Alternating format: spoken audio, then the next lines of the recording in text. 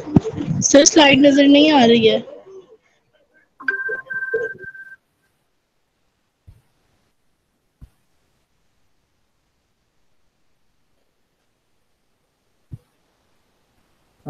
अब पिन करें साइड पे जाके ना, इसको पिन करें तो फिर आपको स्लाइड नजर आ जाएगी। जी सर, हो गया। हाँ, flame photometer, what is flame photometer?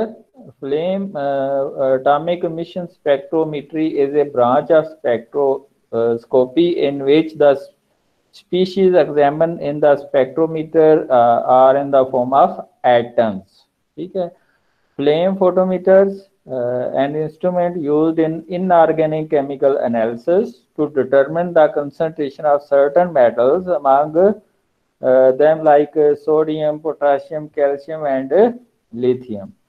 तो इसमें आप अल्कली और अल्कलाइन मेटल जो जिनके अंदर आखिरी शेल के अंदर एक या दो इलेक्ट्रॉन होते हैं, उनको आप इनके अंदर एनालाइज कर सकते हैं। क्यों? क्योंकि जब आप इनको फ्लेम पे जलाते हैं तो ये एक पर्टिकुलर कलर प्रोड्यूस करते हैं। फॉर एग्जांपल, अगर पोटाशियम को आप जलाते हैं तो वो वायलेट कलर देती है, अगर सोडियम को जलाते हैं तो वो येलो कलर देती है। तो वो मसलन पोटाशियम है, वो 766 जो नैनोमीटर है उस पे मैक्सिमम वो वेवलेंथ होती है जो वो अमिट करती है, जो वायलेट कलर की होती है। इसके अलावा flame photometry is based on the measurement of intensity of light emitted when a metal is introduced into the flame. ठीक है, जब हम इसको फ्लेम पे जलाते हैं तो एक लाइट निकलती है जो कि जलाने से निकलती है, और वो रिप्रेजेंट करती है कि ये इसका पर्टिकुलर कलर है इस लाइट का। The colour intensity tales how much of the element present. फिर ये जो कलर इंटेंसिटी आगे जाकर डिटेक्टर जब इसको ऑब्जर्व करता है तो फिर उसकी क्वांटिटी देता है कि ये इसकी क्वांटिटी 5 मिली मोल पर लीटर है या 10 मिली मोल पर लीटर है। वो इंस्ट्रूमेंट फिर आगे डिटेक्टर जो होता है इंस्ट्रूमेंट के अंदर लगा वो उसको मेजर कर लेता है। तो ये इसका प्रिंसिपल है। पहले एटम्स जो हैं एलिमेंट्स के अंदर, उनको हम फ्लेम के ऊपर जलाते हैं जिसका टेम्परेचर 1500 से 1800 की रेंज में, डिग्री सेंटीग्रेड की रेंज में होता है। फिर specific quantum of thermal energy observe by the orbital electron. जो इलेक्ट्रॉन्स होते हैं वो एनर्जी ऑब्जर्व करते हैं, और ऑब्जर्व करने के बाद वो हाई एनर्जी स्टेट पे जाते हैं। ठीक है, जब हाई एनर्जी स्टेट पे जाते हैं तो दोबारा जब लोअर एनर्जी स्टेट पे आते हैं, ठीक है, तो वो एक पर्टिकुलर वेवलेंथ एमिट करते हैं। ठीक है, तो ये वाला जो पर्टिकुलर वेवलेंथ एमिट होती है ये मेजर करता है आपका flame photometer. The basic principle on which atomic spectroscopy works is based on the fact the matter absorbs light at same wavelength at which it emits light। For example, अगर आपका potassium है वो 766 nanometre की light जो है ना वो निकाल लेगा, और उसी को फिर आगे हम ऊपर सेट करते हैं कि यही इंस्ट्रूमेंट ऑब्जर्व करे और कोई वेवलेंथ ऑब्जर्व ना करे, जिसकी वजह से हम उसकी कंसंट्रेशन मेजर कर लेते हैं। When a metal salt solution is burned, the metal provide a color flame and each metal ion gives different color flame। तो मैंने आपको बताया कि हर सोडियम होगा वो देता है येलो कलर, पोटाशियम है वो वायलेट कलर देता है, इसी तरह दूसरी मेटल डिफरेंट कलर देंगी। Flame test therefore can be used to test for the absence or the presence of metal ion, कि वो आइदर वो मेटल प्रेजेंट है या नहीं है। इसके इंस्ट्रूमेंट को देखें तो इसमें मेजर चार चीजें होती हैं। ठीक है, source of flame, a burner होता है that provide flame and can be maintained in a constant form at a constant temperature which is around 1500 to 1800 degree centigrade. Then nebuliser and mixing chamber, it helps to transport the homogeneous solution of the substances into the flame at a steady rate। ये न्यूबिलाइजर होता है, ये mist जो gaseous mist होती है, जिस तरह perfume के अंदर नहीं होती मिस्ट, उस तरह की मिस्ट बनाता है, और मिक्सिंग चैम्बर क्या करता है, उसको मिक्स करके यूनिफॉर्म कर देता है, और वो यूनिफॉर्म फिर आगे फ्लेम के ऊपर जाके पड़ती है, ठीक है, और फ्लेम फिर जो है ना वो लाइट प्रोड्यूस करता है। The optical system comprise three part convex mirror. What is the function of convex mirror? ये जो है ना लाइट को एक ही जगह पे मोड़ देता है। देन लेंसेज है वो, और इसको स्प्लिट करते हैं लाइट को। फिर फिल्टर क्या करता है, वो वेवलेंथ जिस जो एक पर्टिकुलर मेटल ने निकाली होती है उसको आगे जाने देता है, बकाया वो ऑब्जर्व कर लेता है, ठीक है। The convex mirror help to transmit light emitted from the atoms and focus the emission to the lens. ये लेंस की तरफ लेके जाता है। The convex lens help to focus the light on the point called slit, फिर वो slit पे चली जाती है।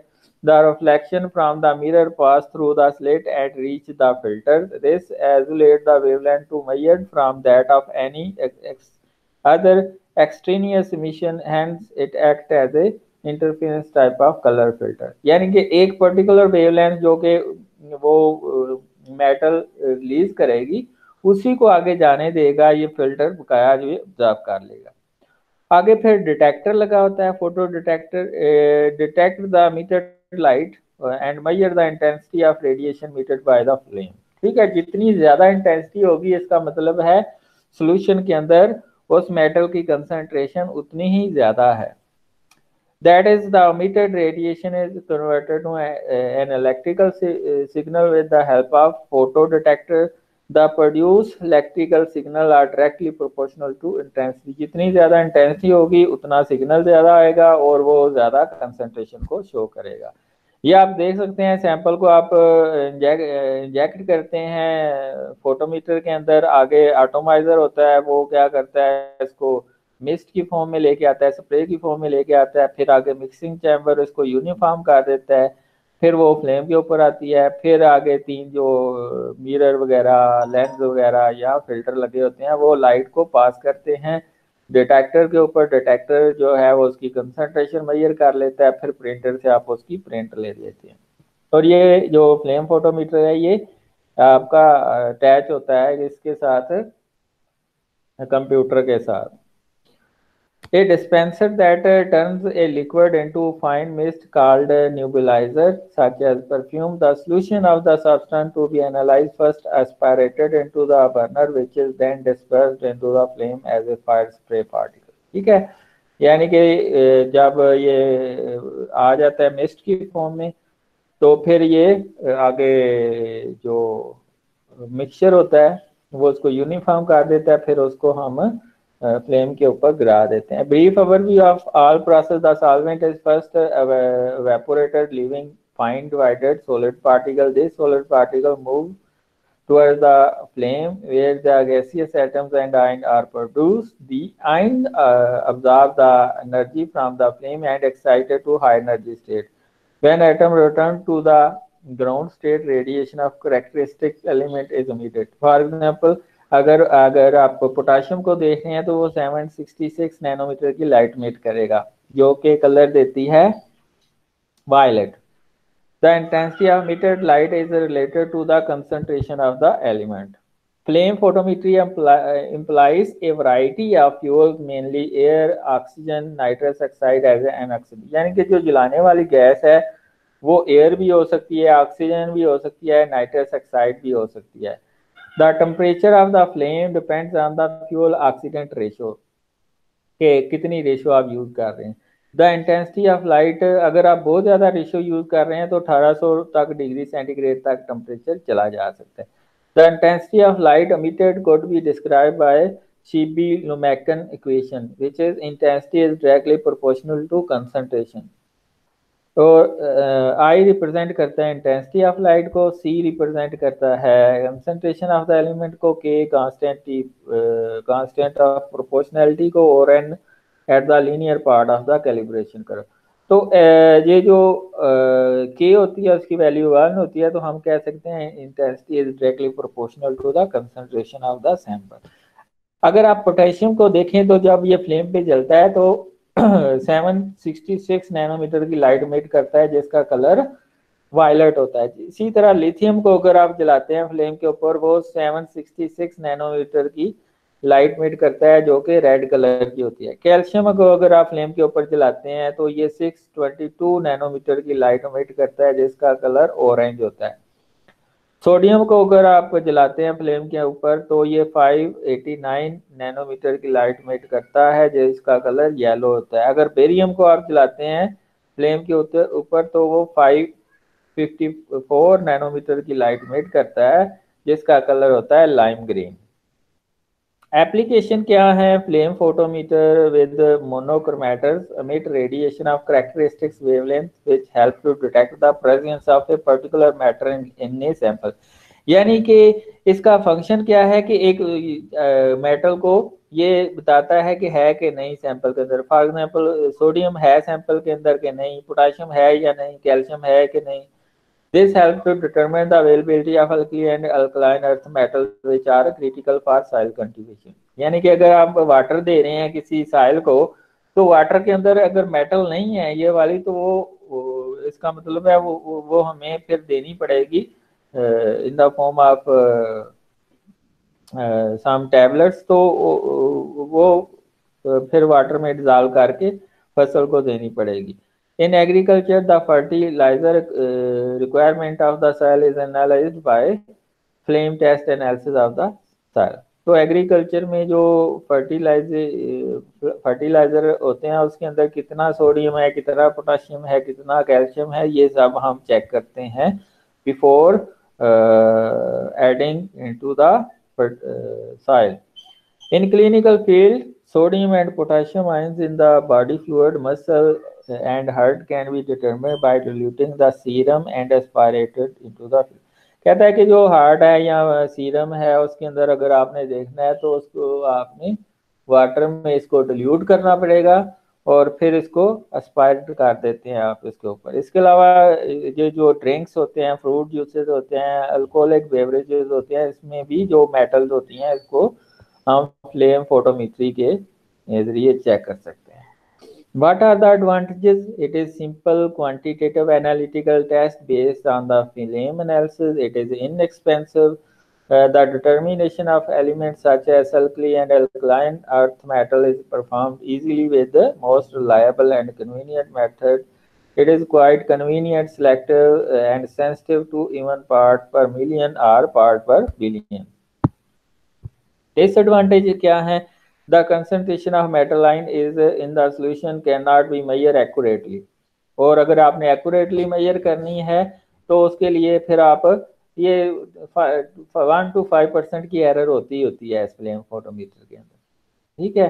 तो इसके एक्यूरेट 100% रिजल्ट नहीं होते, तो इसके लिए फिर आपको एटॉमिक अब्जॉर्प्शन स्पेक्ट्रोफोटोमीटर पे जाना पड़ता है। A standard solution with known molality is required for the determining the concentration of ion which correspond to the emission spectra। ठीक है, यानी कि आप स्टैंडर्ड सॉल्यूशन बनाते हैं जिसकी वजह से आपको एमिशन स्पेक्ट्रा में जो है ना पता चल जाता है कि ये इसकी इतनी कंसंट्रेशन है तो इसकी एब्जॉर्प्शन ज़्यादा होगी, इसकी कम कंसंट्रेशन है इसकी एब्जॉर्प्शन कम होगी। लेकिन इसमें भी बाज़ एरर आ जाती है। It is difficult to obtain the accurate result of ion with higher concentration। अगर आप concentration let's suppose 100 माइक्रोग्राम पर ml से ज़्यादा यूज कर रहे हैं तो रिजल्ट में एरर रेट ज़्यादा हो जाता है। The information about the molecular structure of the compound present in the sample solution cannot be determined। The elements such as carbon, hydrogen, halide cannot be detected due to non-radiating nature।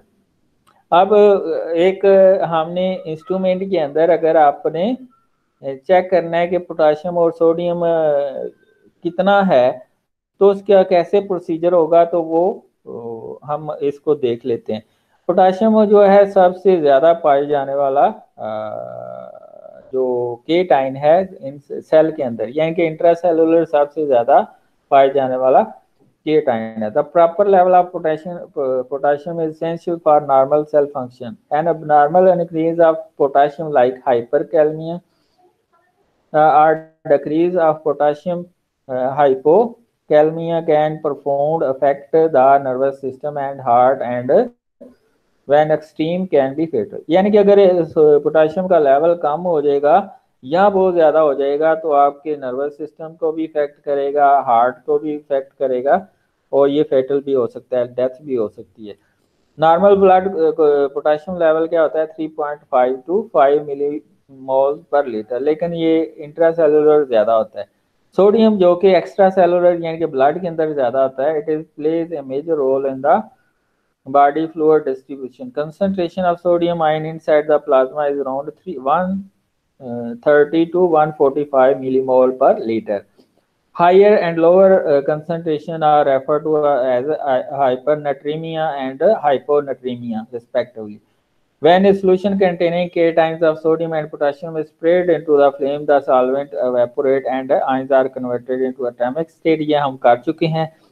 In the heat of the flame, around 1800 degrees centigrade, small fraction of atom is excited. Relaxation of the excited atom to the lower energy level is accompanied by emission of light with characterization. इस flame photometer है stock solution बनाए हैं आपने 5, 10, 20, 40, 50, 60, 70 microgram पर M L. ठीक है, इसके अलावा ग्लास पाइपर्स हैं, उसमें आपने डिल्यूशन बनाई हुई है और उसको डाला हुआ है ट्यूब के अंदर। मेजरमेंट प्रोसीजर क्या है? टेंशन आपने क्या करनी है? Flame photometer use flammable gases which can cause explosions. ये if you use improperly, अगर आप इनको फ्लेम फोटोमीटर की गैसेस को प्रॉपरली यूज नहीं करते, प्रॉपरली एडजस्ट नहीं करते, व्हाट हैपन, कोई धमाका हो सकता है। Switch the instrument on end of under supervision, यानी कि अगर आपका सुपरवाइजर है तो फिर तभी आपने ऑन करना है। Note check the flame during work, it goes out, close the gas valve immediately. अगर फ्लेम बाहर चला जाता है तो आपने जल्दी से उसका वाल्व बंद कर देना। तो सबसे पहला इंस्ट्रूमेंट है विद एपन ऑफ फ्लेम फोटोमीटर। ये बड़ा पुराना है सिस्टम। इसमें आप क्या करते हैं, let the instrument warm up to 5 to 10 minute, feed distilled water to the instrument, select the element sodium. अगर आप सोडियम मेजर करना चाहते हैं by turning the selector, turn the outer knob mesh bridge into the position 100, then pull the compensation I knob slightly out and adjust the reading to 0। अगर 0 पे आप reading adjust नहीं करते तो आपके रिजल्ट सही नहीं आते। फिर press the compensating I knob back, फिर उसको दोबारा बैक ले आते हैं, फिर री एडजस्ट करते हैं 0 reading with compensation 2 if necessary. अगर 0 पे नहीं आता फिर आप कंपनसेशन 2 जो है ना, कंपनसेशन 2 जो है उसको आप प्रेस करते हैं। Aspirate the most concentration standard solution, जिसकी सबसे ज़्यादा कंसंट्रेशन होगी उसको आप पहले डालेंगे and adjust the reading to approximately 350। ये सबसे ज़्यादा रीडिंग होती है, ये जो आपका फ्लेम फोटोमीटर जिसके जो अपन ड्रॉप वाला होता है उसमें ये सबसे ज़्यादा रीडिंग होती है। तो ये आपने एडजस्ट कर ली, फिर आपने डिस्टिल वाटर उसको एस्पायर करना है, उसकी रीडिंग 0 आएगी।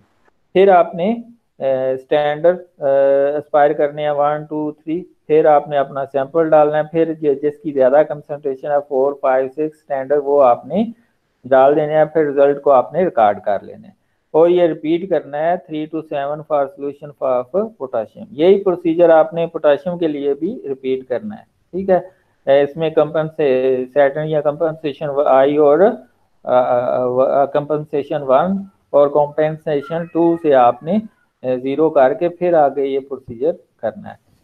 विद लास्ट वन है विद फ्लेवो फ्लेम फोटोमीटर।